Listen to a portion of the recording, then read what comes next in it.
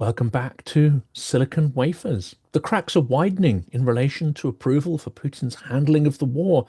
Internal critics, especially Evgeny Minchenko's circle and Igor Strelkov Girkin, have broken their silence in warnings about failure, regime risk, and the unravelling of Russia's imperial project. These are two very different people, and their critiques come from completely different angles, but I think it's useful to tackle them both in this episode and unpack some of their criticism of Putin and his war. Here's the roadmap of this episode. One, setting the strategic context where Russia's war and the imperial logic comes from. Secondly, we're going to look at Minchenko, who he is, and what is the logic of elite miscalculation. Thirdly, Strelkov Girkin, who we've covered numerous times on the channel. We are going to look into his public profile, his critiques, his incarceration, and if you can call it that, his legacy of criticism. Then there are reactions from the Russian establishment, analysts, civil society, and of course, in the context of what it means for the Russian regime's future. Well, let's start with Russia's imperial ambition and its encounter with reality. Before we dive into critics inside Russia, it helps to remind ourselves how the war in Ukraine has always rested on several core assumptions that are beginning to falter. Vladimir Putin's official narrative often frames the war as a necessity, denazification, special operation, or the basis of historical unity of Russians and Ukrainians, and laid out in his 2021 essay on the historical unity of Russians and Ukrainians. Putin argued in that treatise that Russians, Ukrainians, and Belarusians amounted to one people, denying the legitimacy of the Ukrainian national trajectory. It was, of course, a vile aggregation of absurd lies and myths. What do you expect from Putin, though? Russia's decision to invade, however, rested on flawed projections. That Ukraine's internal identity would collapse, that the West would not intervene decisively, and that the Kremlin would swiftly reimpose a loyal, pliant client state, a puppet regime, as it were, much like the so-called Georgian dream has become. As a CSIS analyst put it, Russia's war has become bogged down because this calculation about Ukrainian identity has proven to be dramatically wrong. Putin's framing also ties into the deeper logic of autocratic regimes that are on the defensive, one of hegemony over their perceived near abroad, denial of neighbours' sovereignty, and a refusal to tolerate democratic alternatives of governance in their backyard. As the Journal of Democracy argues, it's a myth that Putin fears NATO expansion more than democracy. But more than that, it's liberal culture and freedom of expression, not military alliances, that threaten an autocrat's legitimacy. Thus, from the Kremlin's vantage, Ukraine must be forcefully quarantined, then cleansed, because its democratic path of independence is seen as some kind of contagion. Let's turn to those voices sounding the alarm about the increasing brittleness of Putin's regime. That is a direct result of this misguided war with incorrect assumptions that we just mentioned. Evgeny Minchenko isn't a dissident. He is a Kremlin-adjacent political consultant and analyst whose work on elite networks, influence, and regime mechanics has long been read inside power circles. He has been a contributor to the Valdai Club, Putin's domestic think tank and PR vehicle, and now a key platform that tries to normalize the authoritarian regime and its crimes. His concept of Politburo 2.0 described an informal, networked model of Russian governance, overlapping clans, clientelism, rotating elites, and shared control through soft influence rather than rigid bureaucratic hierarchy. That's from Minchenko.ru. But in recent months, his circle's commentary and that of those that are influenced by him has grown sharper in its analysis. It has been diagnosing errors in Russia's strategic direction, internal mismanagement, and the risk that the war's failures will hollow out both regime legitimacy and its imperial claims. From his lengthy reports and analysis, we can infer some points of interest that the war has accelerated elite competition over spoils, diminished trust. It's been disrupting the patterns that once held the system together. The pressure of sanctions, the strain of military logistics, and the inability to achieve decisive victories weaken the bonds of patronage within the vertical of power. Minchenko's implied critique is the Kremlin elite miscalculated the costs, and the war is now threatening to deplete the very mechanisms that are the foundations of Putin's power. How the Kremlin is wired. Minchenko's view. If you want to understand how power flows in Moscow during wartime, it is useful to read Evgeny Minchenko, or at least consume critical readings of his output by some dissident Russians. That's the approach that I took. He's not an opposition firebrand, he's a political technologist whose Politburo 2.0 model has been a staple way to map the Putin-era elites for more than a decade. He's also the person who coined the term grey cardinal to describe Boris Berezovsky, a term that has subsequently come to be applied to Vladislav Surkov, his indirect successor.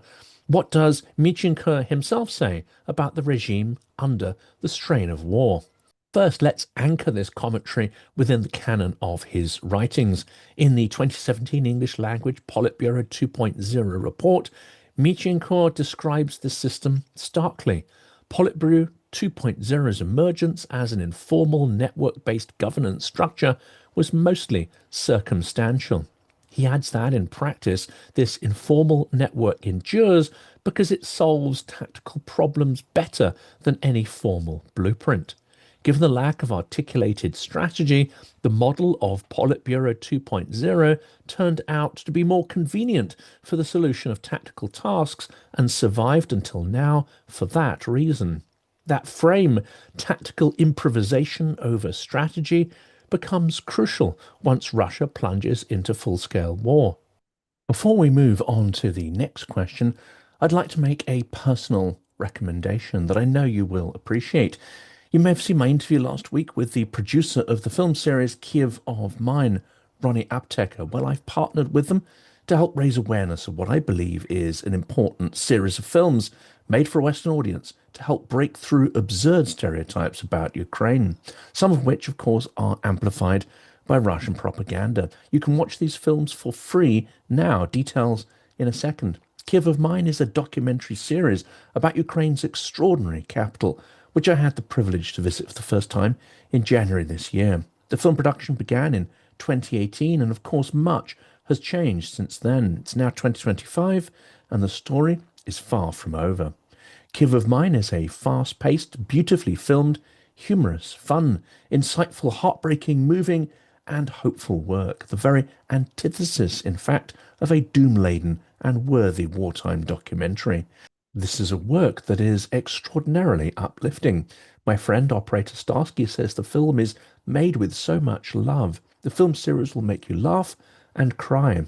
It's the only film about Ukraine that began before the war yet has traced lives through the tumultuous times, and which follows the lives of more than a dozen Ukrainians in real time. This is an historic period told through highly personal and emotive stories from Kiev's days of emerging prosperity after the Maidan Revolution, through COVID and the full-scale invasion. This film is a breath of fresh air. Ukraine deserves a better conversation in the world, one that isn't centered around war, says Julian Ellis, filmmaker on Kiev of Mine. It's hard not to argue with that, and the filmmakers have fully delivered on this promise. This is essential watching for anyone who calls themselves pro-Ukrainian, but I think it's also vital to get friends, colleagues, and family to watch it too, because the reality is few people have a vivid impression of Ukraine or any direct connection with its people. War is inhumane and abstract. Building an alternative perception is essential for engaging the world with the importance of Ukraine's struggle. Whereas Putin is often framed as a master strategist able to look decades into the future, something elected officials in democracies cannot do, but the war seems to be driven more by improvised tactical decisions and opportunism, the consequences of which were never thought through logically or strategically by those who are making those decisions. Well, this fits with the Politburo 2.0 mode of governance. Further to that, he describes the long winter. This is his 2024 wartime update.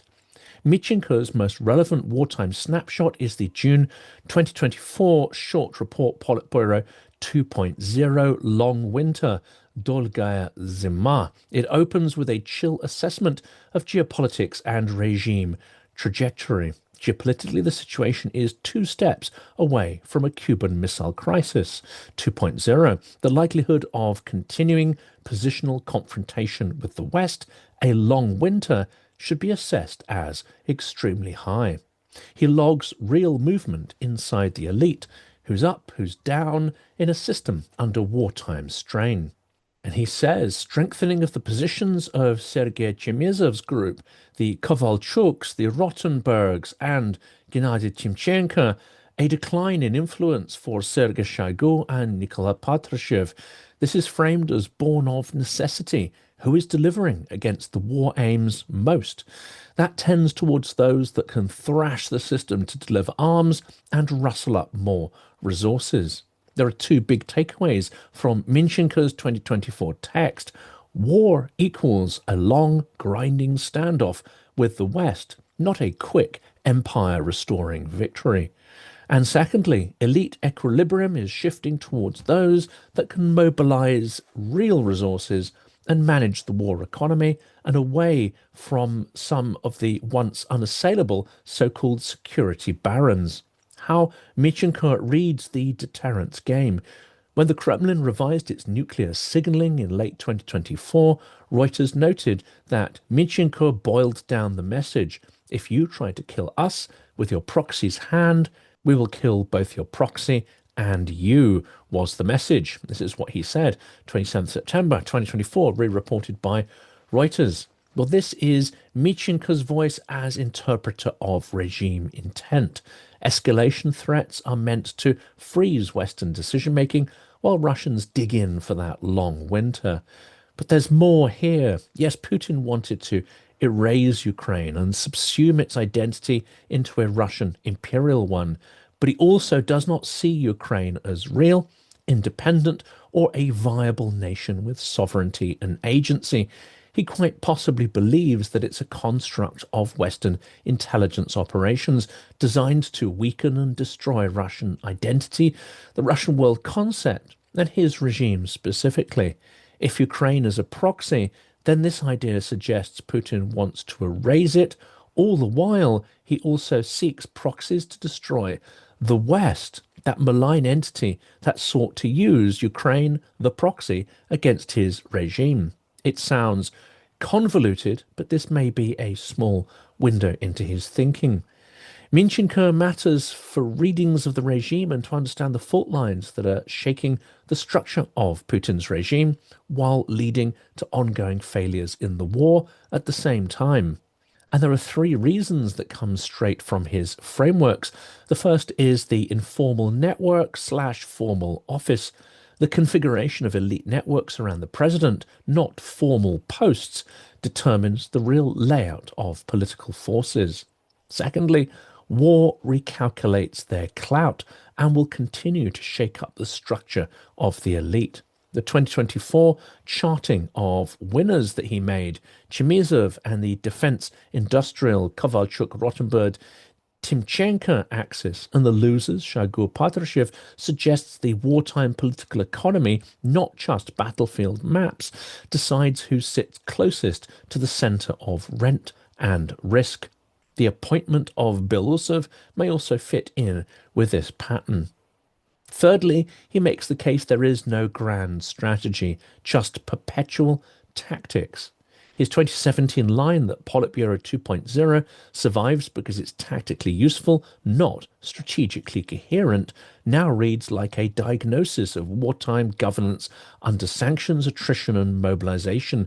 There is no grand strategy, only incremental tactics and a continuation of the grinding and relentless aggression. Therefore, there is no concept of how to extricate Russia from this war, or even an understanding that a withdrawal is necessary. There's no plan B. and no clear articulation of outcomes or the post-war landscape, either in the event of a Russian victory or defeat in the war. I am, of course, putting this from the Russian point of view here. This also means that without a strategy or clearly articulated outcomes, there is no concept of limitations, or in basic words, there's no point when costs become prohibitive. That's in terms of time, resources, and especially lives.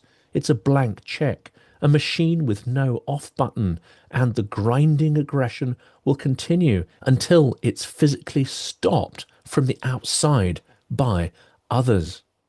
Well, we move on now to a more overt and brutal critic, someone who went from operator to heckler, Igor Strelkov, Girkin. Igor Girkin, better known under his nom de guerre, Igor Strelkov, is a figure whose trajectory mirrors the contradictions of Russia's imperial war. He was instrumental in the 2014 annexation of Crimea and the early phase of the Donbass insurgency. He was also implicated in the shutting down of airliner MH17. He once said, "I was the one who pulled the trigger of this war. If our unit hadn't crossed the border, everything would have fizzled out." That's reported in the Moscow Times. But since the 2022 invasion, his role transformed into that of public critic, an insider gone rogue. In June 2023, he issued a blistering assessment. Whatever victories our army achieves in this war, we are going to lose it with this kind of approach of the country's leadership. That's reported in Newsweek. And he did not mince his words. Our commander-in-chief is not going to win this war at all.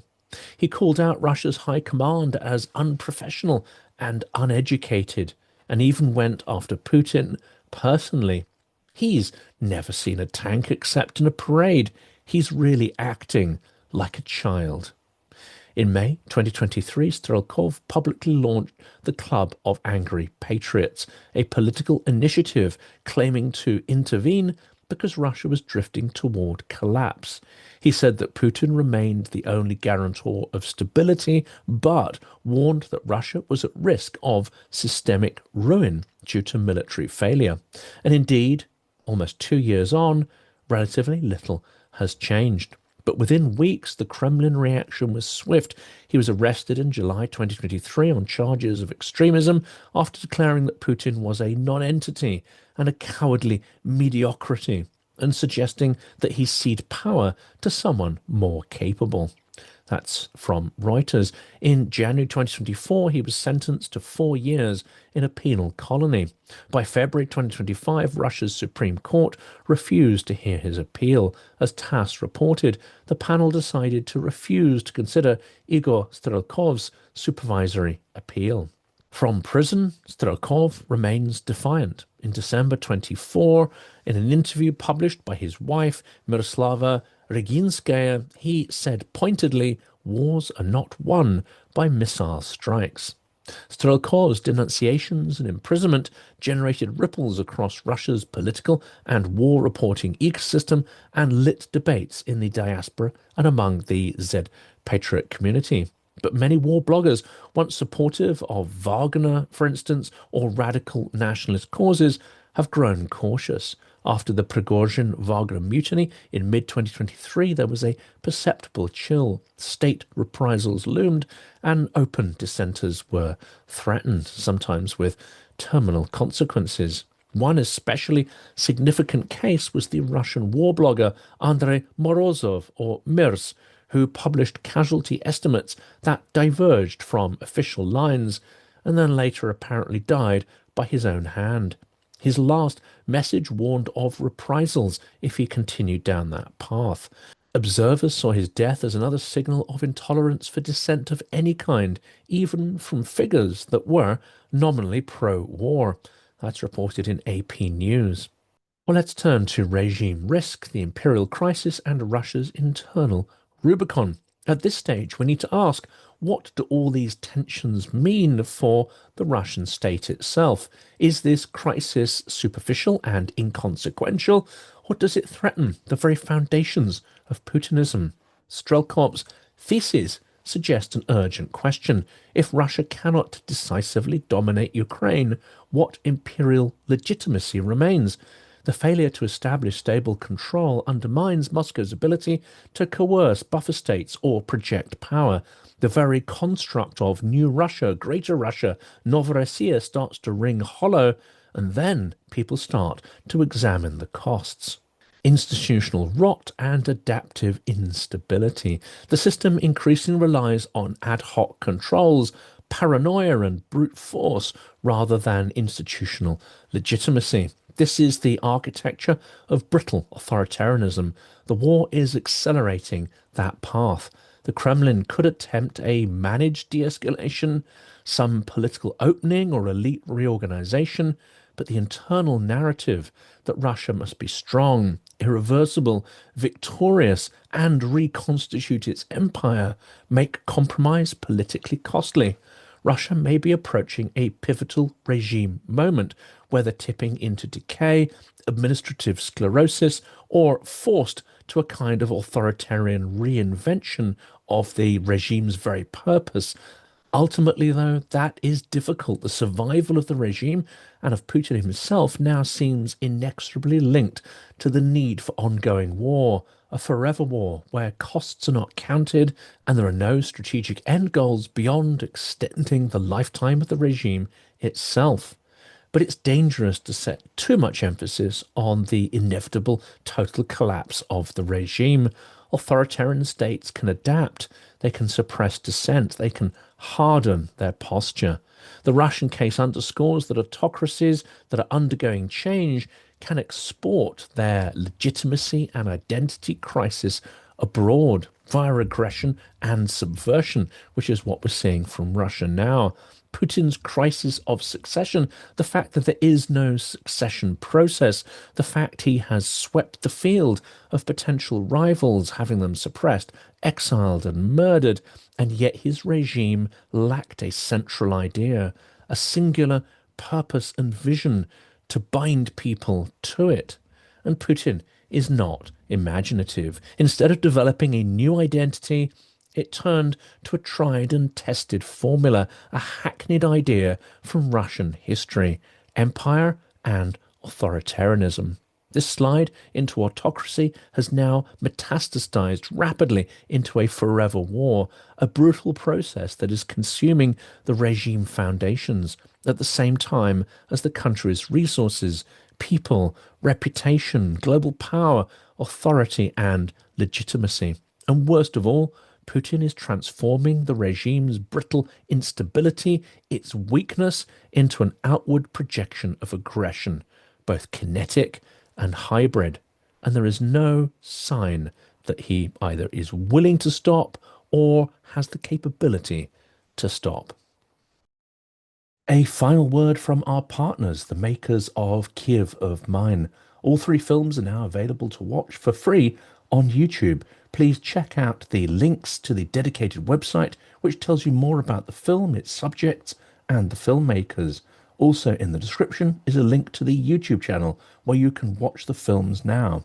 Do let us know in the comments what you think of them and if they inspire you as much as they have inspired me.